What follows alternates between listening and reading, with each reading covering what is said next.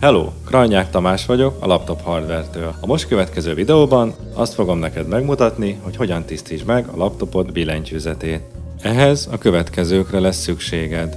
Egy ecset, egy sűrített levegőspré, egy ablaktisztító és egy mikroszálas kendő.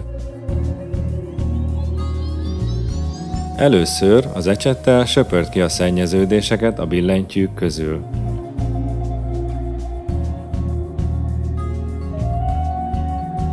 Célszerű egy irányba először kisebb, aztán nagyobb mozdulatokkal végezni a műveletet.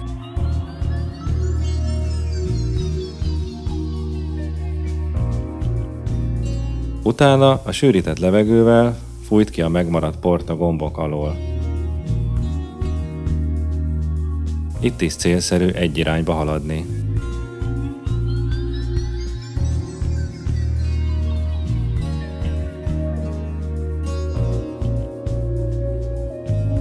Majd végül fújj egy kevés ablaktisztító folyadékot a mikroszálas kendőre, és óvatosan, körkörös mozdulatokkal töröld át vele a billentyűzetet.